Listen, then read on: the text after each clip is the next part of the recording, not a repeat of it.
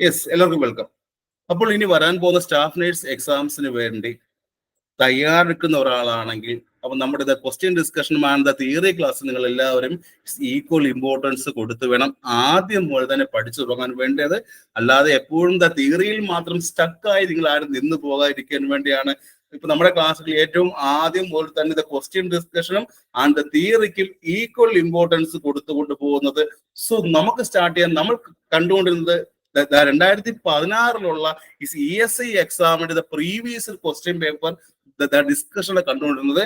അപ്പോൾ ഒരു question discuss ചെയ്യുമ്പോൾ അതുമായി ബന്ധപ്പെട്ട എല്ലാ കാര്യങ്ങളും തന്നെ പഠിക്കണം എന്ന് വളരെ ഒരു നിർബന്ധമുള്ള കാര്യമാണ് അല്ലേ. ഒരു ക്വസ്റ്റ്യൻ പഠിക്കുമ്പോൾ അതുമായി ബന്ധപ്പെട്ട എല്ലാം തന്നെ പഠിക്കണം. സോ അങ്ങനെ നോക്കുമ്പോൾ നമ്മൾ നോക്കാൻ പോകുന്ന ഈ കഴിഞ്ഞ 2016 നടന്ന ESI എക്സാമിന്റെ ഒരു ചോദ്യമാണ് നോക്കാൻ പോകുന്നത്. സോ ക്വസ്റ്റ്യനിലോട്ട് പോകാം. ക്വസ്റ്റ്യൻ ഫസ്റ്റ് വായിച്ചേ. The isotonic NS contains the dash sodium per 100 ml. The 100 ml. ഈ ഐസോട്ടോണിക് NS കാണപ്പെടുന്ന സോഡിയത്തിന്റെ അളവ് എത്രയെന്നാണ് ചോദ്യം വന്നിരിക്കുന്നത്. ഈ ഒരു ചോദ്യം വായിക്കുമ്പോൾ നിങ്ങളുടെ മനസ്സിൽ ഫസ്റ്റ് അറിയേണ്ട ഒരു വാക്കുണ്ട്. ഐസോട്ടോണിക് സൊല്യൂഷൻ എന്ന് പറഞ്ഞാൽ എന്താണ്? ആൻഡ് ഹൈപ്പർടോണിക് സൊല്യൂഷൻ എന്ന് പറഞ്ഞാൽ എന്താണ്? ആൻഡ് ഹൈപ്പോടോണിക് സൊല്യൂഷൻ എന്ന് പറഞ്ഞാൽ എന്താണ്? ആൻഡ് ടോണിസിറ്റി എന്ന് പറഞ്ഞ 3-4 വാക്കുണ്ടല്ലേ. കണ്ടു കാണുമല്ലോ. ഈ ഒരു ക്വസ്റ്റ്യനുമായി ബന്ധപ്പെട്ട് വരുമ്പോൾ ഇവിടെ ടോട്ടൽ 3-4 വാക്കുണ്ട്. അറിയാമോ ആർക്കെങ്കിലും? ടോണിസിറ്റി എന്നോ ആൻഡ് ഐസോടോണിക് സൊല്യൂഷൻ എന്നോ ആൻഡ് ഹൈപ്പർടോണിക് സൊല്യൂഷൻ എന്നോ ആൻഡ് ഹൈപ്പോടോണിക് സൊല്യൂഷൻ എന്നോ എവിടെയെങ്കിലും ചോദ്യം കണ്ടുണ്ടോടെ? ഉണ്ടല്ലോ. സോ ഐസോടോണിക് എന്ന് പറഞ്ഞാൽ എന്താ? ഐസോടോണിക് സൊല്യൂഷൻ എന്ന് പറഞ്ഞാൽ എന്താ? ഈ ചോദ്യവുമായി ബന്ധപ്പെട്ട കാര്യമാണ്. പറയണം, എല്ലാവരും പറയണം. എന്താ ഐസോടോണിക് എന്ന് പറഞ്ഞു കഴിഞ്ഞാൽ? ഇങ്ങനെ ചോദ്യങ്ങൾ പലയിടത്തും കാണാറുണ്ട് അല്ലേ. ഇങ്ങനെ ചോദ്യങ്ങൾ പലയിടത്തും കാണാറുണ്ട്. ഈ ഐസോടോണിക് എന്നും ആൻഡ് ഹൈപ്പർടോണിക് എന്നും ആൻഡ് ഹൈപ്പോടോണിക് എന്നും ആൻഡ് ടോണിസിറ്റി എന്ന വാക്കുകളെല്ലാം പലയിടത്തും കേൾക്കുന്നതാണ്. പക്ഷെ നമ്മളെല്ലാം എന്താണ് അത് അറിയാതെ തന്നെ പോകാറുണ്ട്. സോ അറിയണം ഐസോടോണിക് എന്ന് പറഞ്ഞാൽ എന്താണ്? സിമ്പിൾ ഉത്തരവാണ്. ഇത് നമ്മുടെ ബ്ലഡിന്റെ അതേ കോൺസെൻട്രേഷൻ ഉള്ള സൊല്യൂഷനെ വിളിക്കുന്ന പേരെന്താ? സിമ്പിളാണ്. നമ്മുടെ ബ്ലഡിന്റെ സെയിം അതേ കോൺസെൻട്രേഷൻ ഉള്ളതാരാ? Isotonic solution.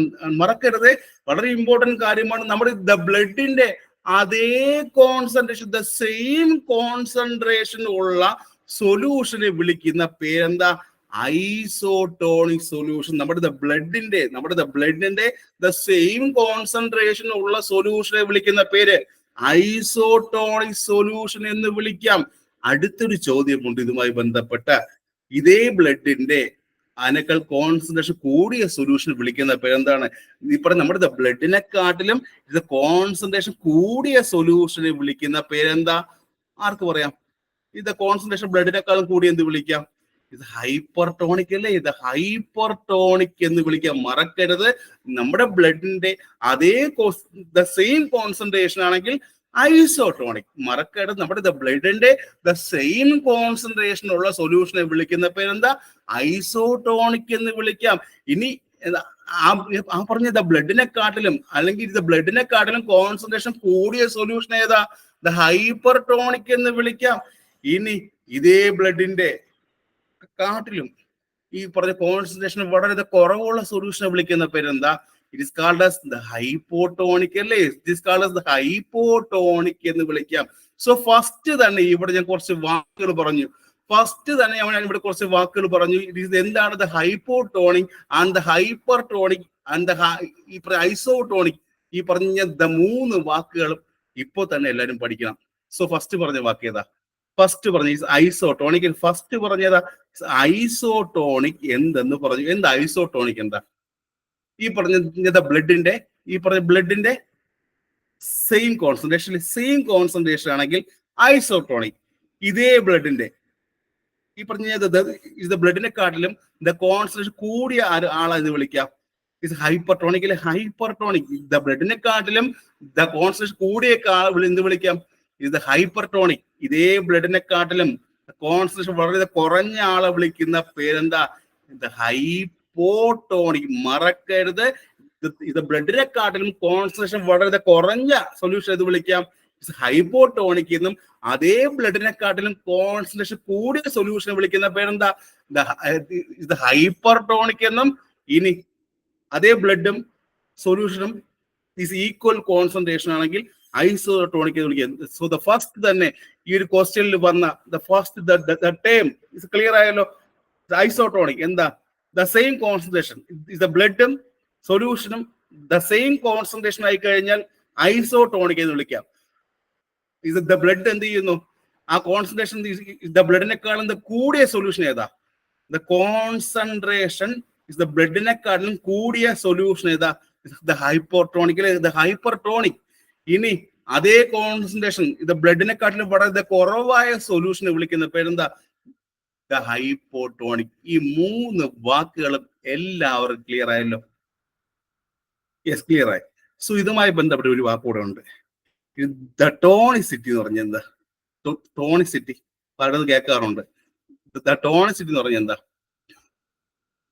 ഒരു സൊല്യൂഷന്റെ ദ കോൺസെൻട്രേഷനെ വിളിക്കുന്ന പേരെന്താ?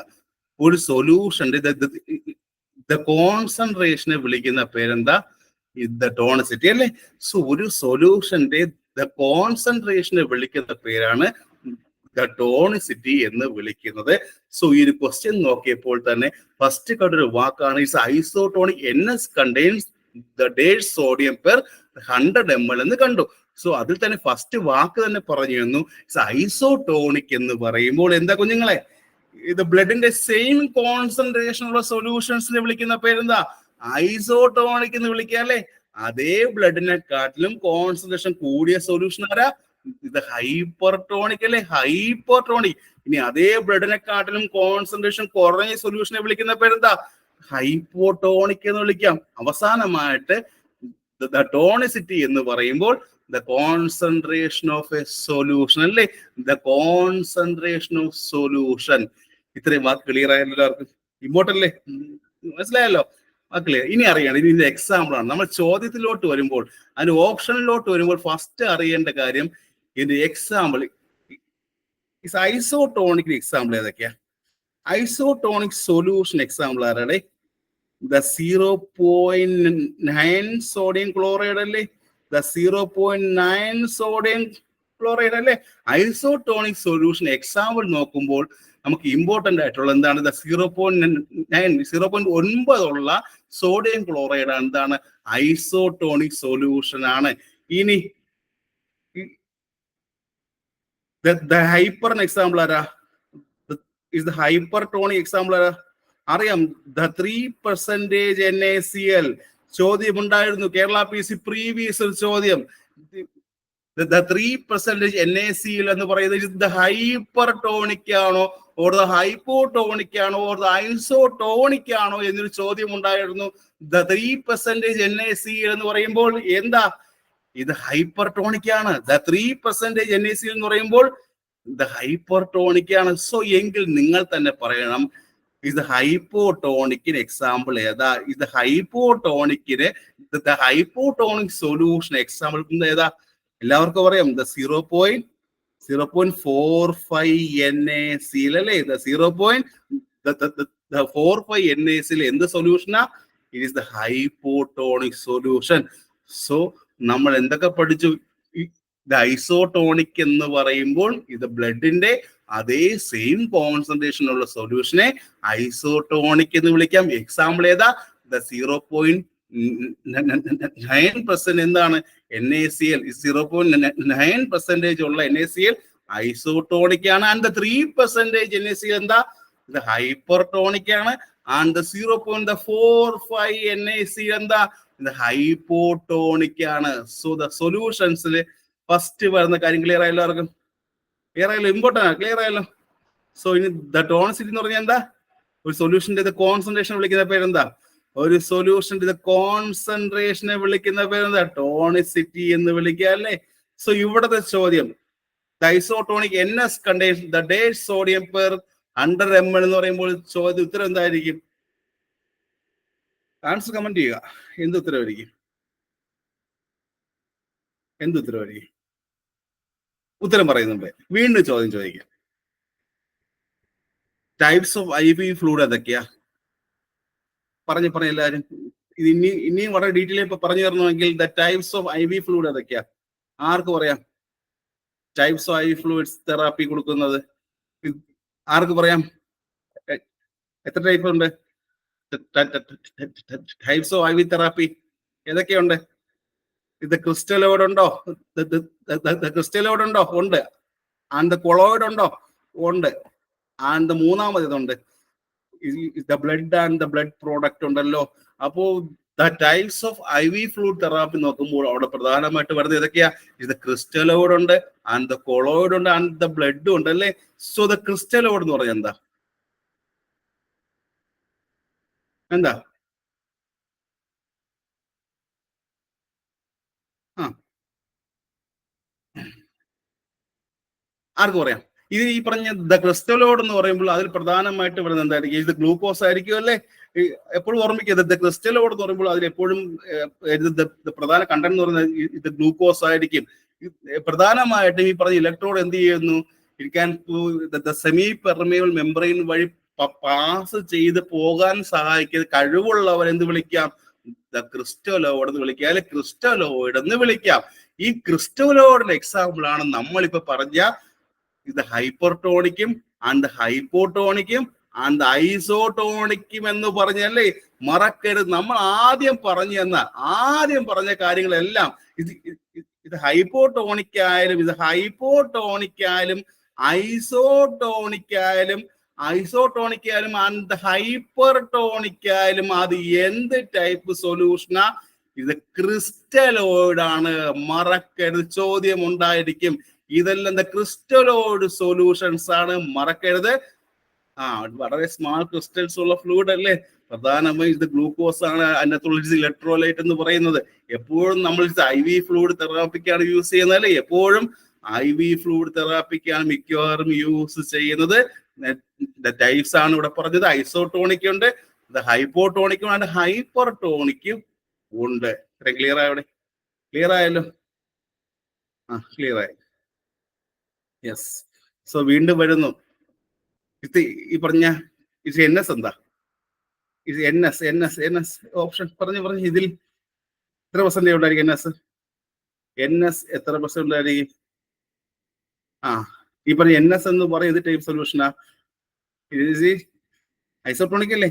ഐസോട്ടോണിക്കല്ലേ നമ്മൾ ഏറ്റവും പ്രധാനമായിട്ട് ഇൻ ദ ഷോക്കിൽ യൂസ് ചെയ്യാറുണ്ട്, and the hyponatremic use ചെയ്യാറുണ്ട്, and the blood transfusion and the fluid changes and the diabetic use ചെയ്യാറില്ലേ? യൂസ് ചെയ്യാറുണ്ട്. സോ അറിയേണ്ട കാര്യം 0.9% കേട്ടിട്ടുണ്ട് എല്ലാവരും. 0.9% സോഡിയം ക്ലോറൈഡ് ഏറ്റവും നോർമൽ യൂസ് ചെയ്യുന്നതല്ലേ, യൂസ് ചെയ്യുന്നതാണ്. സോ അവിടെ വരുമ്പോൾ ഏതായിരിക്കും വരുന്നത്? ഇത് 100 ml എത്ര ഉണ്ടായിരിക്കും? ഇത് 100 ml എത്ര ഉണ്ടായിരിക്കും? ഇത് 0.9 ഗ്രാം അല്ലേ. 0.9 ഗ്രാം ആണ് ഇവിടത്തെ ഉത്തരം എന്ന് പറയുന്നത്. സോ ഇത് 100 ml NS ൽ കാണപ്പെടുന്ന സോഡിയത്തിന്റെ അളവ് ചോദിക്കുകയാണെങ്കിൽ 0.9 ഗ്രാം ആണ് എന്ന കാര്യം ഒരിക്കലും മറക്കരുത്. സോ ഇത്രയും കാര്യം ഈ ഒരു ചോദ്യം കൊണ്ട് എല്ലാവരും പഠിച്ചു എന്ന് കരുതുന്നല്ലേ. പഠിച്ചല്ലേ? പഠിച്ചു. ഇനി സൊല്യൂഷനിൽ നിന്ന് വേറെയും കുറച്ച് ചോദ്യമുണ്ട്. ദ റിംഗർ ലാക്ടേറ്റിനെ വിളിക്കുന്ന മറ്റൊരു പേരെന്താ? ആർക്ക് പറയാം? ദ റിംഗർ ലാക്ടേറ്റിനെ വിളിക്കുന്ന മറ്റൊരു പേരെന്താ? ആർക്ക് പറയാം? ഇത് ഹാർട്ട്മാൻ സൊല്യൂഷൻ എന്ന് കേട്ടിട്ടുണ്ടോ ആരെങ്കിലും എവിടെയെങ്കിലും? ചോദ്യം ഉണ്ടായിരുന്നു. ദ റിംഗർ ലാക്ടേറ്റ് വിളിക്കുന്ന മറ്റൊരു പേരെന്താ? ഇത് ഹാർട്ട്മാൻ സൊല്യൂഷൻ എന്ന് വിളിക്കാറുണ്ടല്ലേ. അത് എന്ത് ടൈപ്പ് സൊല്യൂഷൻ ആണ്? RL എന്ന് പറയുമ്പോൾ ഐസോട്ടോണിക് ആണോ അത് ഹൈപ്പർടോണിക് ആണോ? എന്താണ് RL? ഐസോട്ടോണിക് അല്ലേ. RL എടുത്താലും ഐസോട്ടോണിക് ആണ്. RL എടുത്താലും ഐസോട്ടോണിക് ആണെന്ന കാര്യം കൂടെ മറക്കരുത്. ഇനി അറിയേണ്ട കാര്യം ഞാൻ ആദ്യം പറഞ്ഞൊരു കാര്യമുണ്ട്. ഈ പറഞ്ഞ 0.5 ഈ പറഞ്ഞ 45% എന്താ? ഈ പറഞ്ഞ 0.45% ഏതാ? ഐസോട്ടോണിക് ആണോ ഓർ ഹൈപ്പർടോണിക് ആണോ ഓർ ഹൈപ്പോട്ടോണിക് ആണോ? ഇത് ഹൈപ്പോട്ടോണിക് അല്ലേ. അത് ഹൈപ്പോ അല്ലേ? ഹോർമോണം 0.45 എന്ന് പറയുമ്പോൾ ഇത് ഹൈപ്പോട്ടോണിക് ആണെന്ന കാര്യം ഓർമ്മിക്കണം. ഇനി വീണ്ടും ചോദ്യമുണ്ട്, ഡെക്സ്ട്രോസ് എന്ത് സൊല്യൂഷനാ? ഏത് സൊല്യൂഷനാ? എപ്പോഴും ഹോസ്പിറ്റലിലേക്ക് യൂസ് ചെയ്യുന്ന ഡെക്സ്ട്രോസ് എന്ത് സൊല്യൂഷനാ? ഇത് ഹൈപ്പർട്ടോണിക് അല്ലേ? അപ്പൊ മനസ്സിലാകുന്നുണ്ടല്ലോ. ഡെക്സ്ട്രോസ് എന്ന് പറയുമ്പോൾ ഇത് ഹൈപ്പർട്ടോണിക് സൊല്യൂഷൻ ആണെന്ന കാര്യം മറക്കരുത്, ചോദ്യം ഉണ്ടായിരുന്നു. സോ ഡെക്സ്ട്രോസ് എന്ന് പറയുമ്പോൾ ഹൈപ്പർട്ടോണിക്കും ആൻഡ് 0.45 എന്ന് പറയുന്നത് ഇത് ഹൈപ്പോട്ടോണിക്കും ആൻഡ് സാധാരണ NS എന്ന് പറയുമ്പോൾ എന്താ? NS 0.9 sodium chloride normal saline എന്ന് പറയുന്നത് നോർമൽ സലൈൻ എന്ന് പറയുന്നത് ഐസോട്ടോണിക്കുമാണ്. മറക്കരുത്, ചോദ്യം ഉണ്ടായിരിക്കും. നോർമൽ സലൈൻ എന്ന് പറയുന്ന ഐസോട്ടോണിക്കും ആൻഡ് ഡെക്സ്ട്രോസ് എന്ന് പറയുന്നത് ഇത് ഹൈപ്പർട്ടോണിക്കും ആൻഡ് 0.45 എന്ന് പറയുന്നത് ഇത് ഹൈപ്പോയുമാണ്. മറക്കരുത്. ഇത് NS എന്ന് പറയുമ്പോൾ 0.9% ആണ്. NS എന്ന് പറയുമ്പോൾ 0.9% ഐസോട്ടോണിക് ആണ്.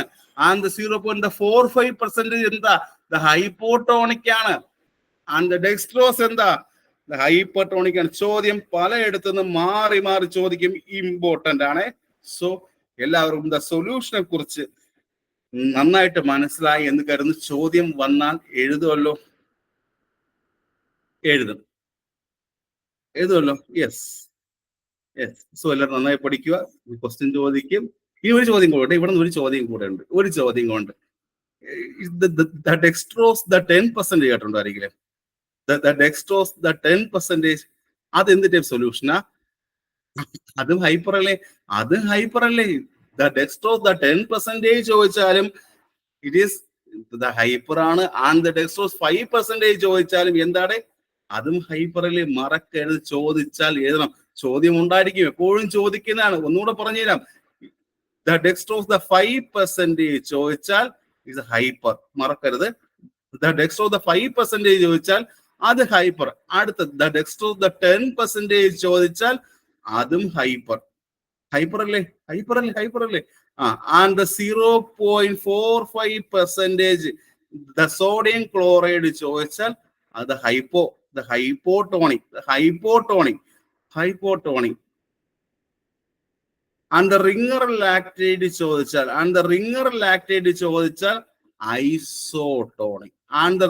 ലാക്ടേറ്റ് ചോദിച്ചാൽ ഐസോട്ടോണിക്. ആൻഡ് ഫൈനലി 0.9% NaCl ചോദിച്ചാൽ ഐസോട്ടോണിക്. മറക്കരുത്, ചോദ്യം ഇവിടെ നിന്ന് എപ്പോഴും ഈ ഒരു ഭാഗത്ത് ചോദ്യം ചോദിക്കാറുണ്ട്. റിംഗർ ലാക്ടേറ്റ് ചോദിച്ചാൽ ഐസോട്ടോണിക്. ആൻഡ് 0.45% NaCl ചോദിച്ചാൽ ഇത് ഹൈപ്പോട്ടോണിക്. ആൻഡ് ഡെക്സ്ട്രോസ് 10% ചോദിച്ചാൽ ഇത് ഹൈപ്പർട്ടോണിക്. ആൻഡ് ഡെക്സ്ട്രോസ് 5% ചോദിച്ചാൽ ഇത് ഹൈപ്പർട്ടോണിക്. ആൻഡ് 0.9% സോഡിയം ക്ലോറൈഡ് ചോദിച്ചാൽ ഐസോട്ടോണിക്. ചോദ്യം ഇവിടെ നിന്നായിരിക്കും പ്രതീക്ഷിക്കേണ്ടത്. ഒന്നുകൂടെ ചോദിക്കാം. 0.9% NaCl എന്താ? 0.9% NaCl എന്താ? ഐസോട്ടോണിക്. മറക്കരുത്, ഐസോട്ടോണിക്. ആൻഡ് D5 എന്താ? ഇത് ഹൈപ്പർട്ടോണിക്. ആൻഡ് D5 എന്താ? ഇത് ഹൈപ്പർട്ടോണിക്. ആൻഡ് ഡെക്സ്ട്രോസ് 10% എന്താ? എന്താ? ഇതിലെല്ലാവരും പറയണം. ചോദ്യത്തിന് ഉത്തരം പറയണം എല്ലാവരും. 10% ഡെക്സ്ട്രോസ് എന്താ? Answer me. ഇത് ഹൈപ്പർട്ടോണിക് അല്ലേ? അത് ഹൈപ്പർട്ടോണിക്. ആൻഡ് 0.45% NaCl എന്താ? ഹൈപ്പോ ആണല്ലേ? ഹൈപ്പോട്ടോണിക് ആണ്. ആൻഡ് റിംഗർ ലാക്ടേറ്റ് എന്ന് പറയുന്നത് ഐസോട്ടോണിക്കുമെന്ന് ഒരിക്കലും മറക്കരുത്. ചോദ്യം ഇവിടെ നിന്ന് ഉണ്ടായിരിക്കും. ഒരു ചോദ്യം ഉണ്ടായിരിക്കും. ആ മാർക്ക് ഇവിടെ നിന്ന് കിട്ടിയിരിക്കും. സോ നമുക്ക് അടുത്ത ക്വസ്റ്റ്യനുമായിട്ട് അടുത്ത് കാണാം. സോ അതുവരെയും താങ്ക് യു സോ മച്ച്. നന്നായിട്ട് പഠിക്കുക. സർക്കാർ ജോലി, സ്റ്റാഫ് നേഴ്സ് സർക്കാർ ജോലി ഉറപ്പിച്ച് തന്നെ പഠിക്കുക. സോ നമ്മുടെ ഇനി വരാൻ പോകുന്ന DMA ബാച്ച് വളരെ സക്സസ്ഫുൾ നടക്കുകയാണ്. സോ എല്ലാവരും നന്നായിരിക്കുക.